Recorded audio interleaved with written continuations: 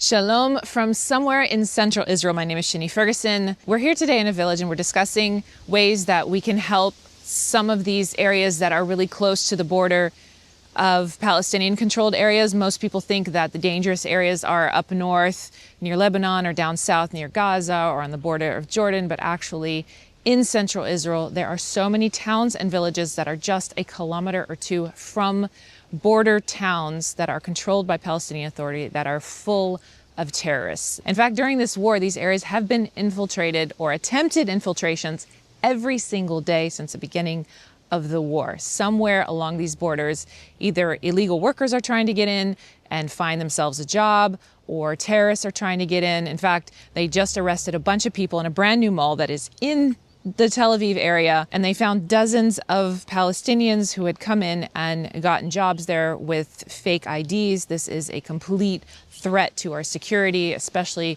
considering the homes that they go back to and the culture they go back to that preaches the death of our entire nation. In the meantime, Israel has been busy, if you can call it that, for the last week plus burying hostages. It's been less in the news because the living hostages are obviously more of a celebratory thing to see them return, but it has been very heavy in the country, receiving so many hostages in caskets, and the families finally getting the confirmation they've been waiting for a year and a half to learn if their family member was alive or murdered in captivity. And of course, the hardest ones were the Bibas family, because it's the first time that we've had hostages returned that were babies and not adults.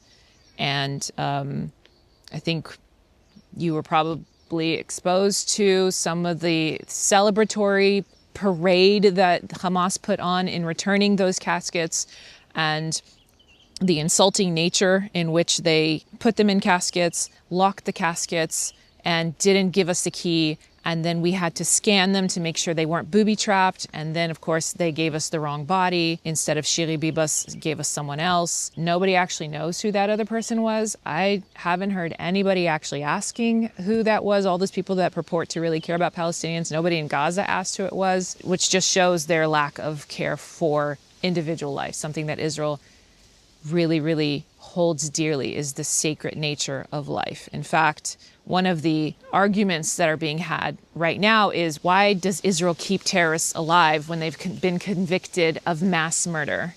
It really only puts a target on our backs to be kidnapped so that Hamas can then negotiate for more release of terrorists. If Israel were to have the death penalty for terrorists, then it would put Israelis at less risk of being kidnapped for a hostage exchange. In the meantime, the hostages that have been returned have been going through medical rehabilitation and psychological, obviously, rehabilitation. Some of them went and visited Trump yesterday in the White House, which Israelis are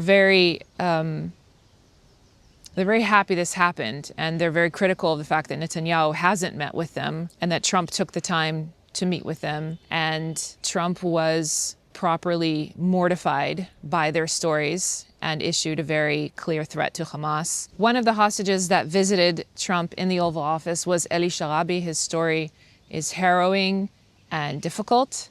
And if you haven't had a chance to see our video that we did in Be'eri, you can go to wearewitnesses.com and see the video. We actually visited his house when nobody knew where he was. His family had been murdered, we knew that, but he had disappeared. And at the time that we made the video, nobody had seen him in captivity. So we are overjoyed to see him come home.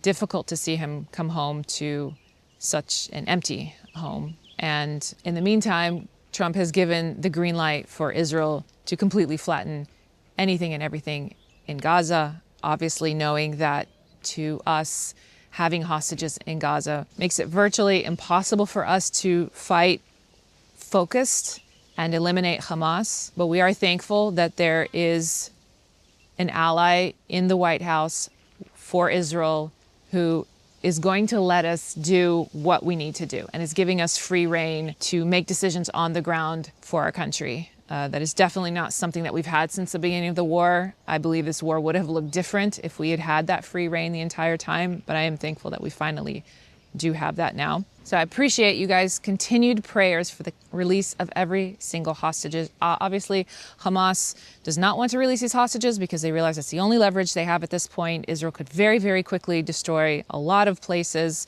completely in Gaza.